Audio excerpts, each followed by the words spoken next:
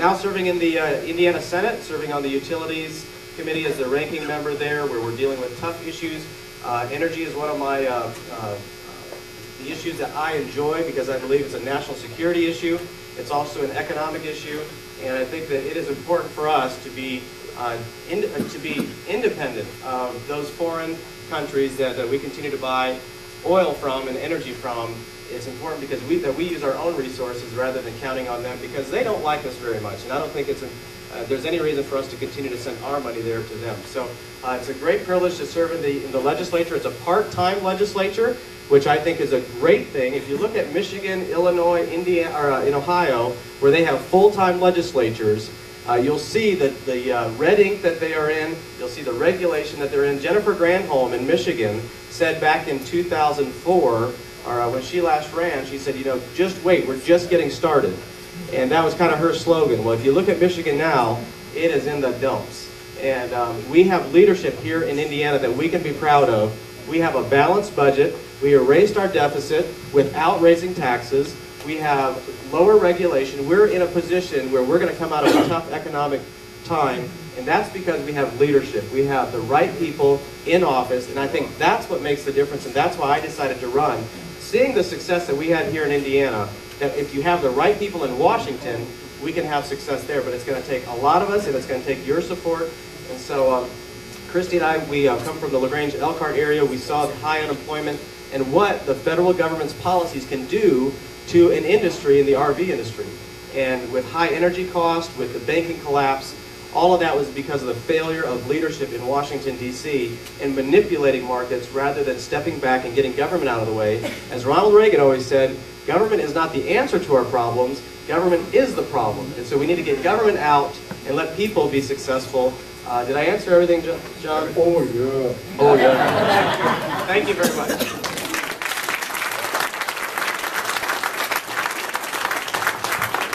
This comment probably won't go good here in the city, folks. Here, but you guys like a bunch of spring cattle, sending them out. You guys are running wild on me here. We're going to hope to be more specific to the questions this next round here. Richard, here's a question somebody sent in, and you have not had any political experience. Why did you decide to run for the U.S. Senate, the third highest elected office in the U.S., rather than start at the county or state level? Let's give you a minute on 90 seconds on that. 90 seconds? Let's go. Oh, okay. Or less. So I disagree with Diane Hubbard that this is not a time for the brightest and the smartest. We've had the brightest and the smartest. And look what it's gotten us today. Out of control spending, huge deficits and debts, and an ever-intrusive federal government that's involved in every aspect of our lives.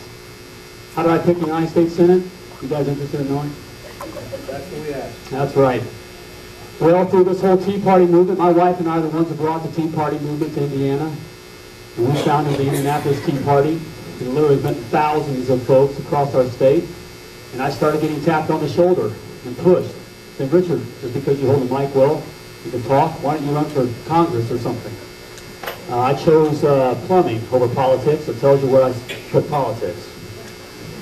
But to make a long story short, there's a lot of crap in D.C., folks.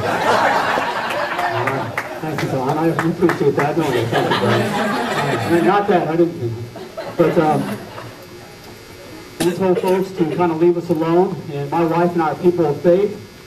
And after the July 4th event, we were going to go to D.C. We had a time when three of our children were away to on a word camp and a missions camp and Y camp, and we went to D.C. to have prayer and fasting to find out what God had in mind for our family. I'm going to finish speaking. So through that period of time of prayer and fasting, I write about it in my book, Stand, if you're really interested in knowing all the facts there. But through that time, we felt a call. We visited the Senate. I was looking at the House side of things. Didn't want to go. I didn't want to be part of that circus. But we had a ticket left to go over to the Senate side, and while I was up in the gallery, I felt a call to run for the Senate. Now, our Constitution, our founders are very clear on what they look for those who represent us. It's one sentence. Article 1, Section 3, that speaks of age and citizenship. They knew that it was best to have your neighbor go, people with common experience. We meet the qualifications. But it is a call to the United States Senate, and I'm here today. All right.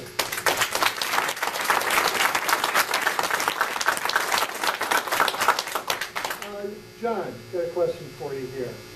During your terms in Congress, you were an independent thinker and often voted against your party. How can you accomplish a leadership role in the Senate without your party's support? How can I, if you look at my record and you see those points where I deviated from the party, you'll find a pattern in that. And that is a pattern that suggests if we had followed my votes instead of the votes of the leaders of the party, we'd get a situation whereby we would not have a $1.6 trillion deficit. We would not be at wars on two fronts. That's right.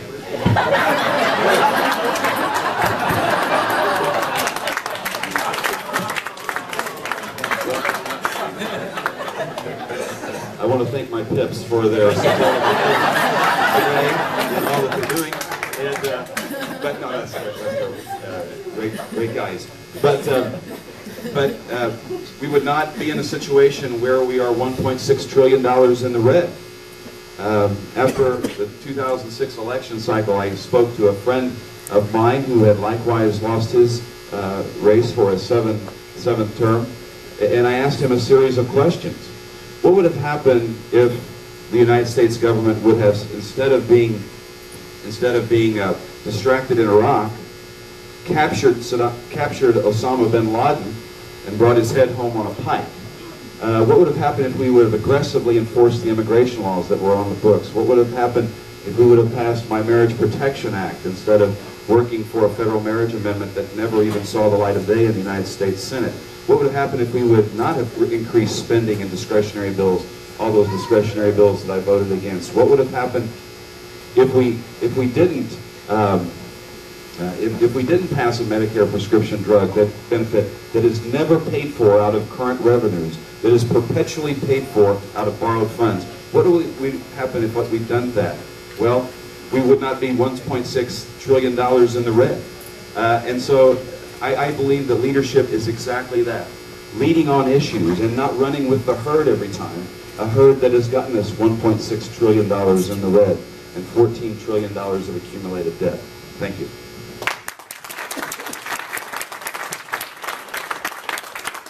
You guys needed mic snafus Tuesday night. It's so dry. On the other hand, Marlon, it is perceived that you have been loyal to the party rules throughout your political career, as recently evidenced as your vote for House Bill 1379 to raise taxes on Indiana employers. Citizens, especially this year, are leery of elected officials who put their party over principle. Will you be able to stand up to the likes of McCain, McConnell, and longtime GOP senators to vote the principles of the Constitution? Yes. Now this has come up several times, and just a couple of things of what I've done in leadership in both the House and the Senate. First of all, I'm one of 11 the founding members of the Senate Conservative Caucus, and so leadership wasn't excited about that. And so, you know, whatever perception is out there that I go along to get along, when we collectively, with a couple of the congressional candidates actually, a part of that, one particular, I guess, was a part of that Senate Conservative Caucus, we sent a message to leadership that we're not going to just go along to get along, and that we're going to take a proactive measure and be in front saying, you know what, that is too much spending. That is a moderately social bill. We are not going to just, because leadership asks us to, we're going to be proactive and say, no. As far as the tax, there was a tax cut for 40,000 businesses in that same bill. So there's two sides to the story. One side says there's a tax increase. What it is, it's for the unemployment insurance, which is a federally mandated bill. And I think it's important for our next senator to go to Washington, and that's why I believe I've got the experience to deal with the unemployment insurance issue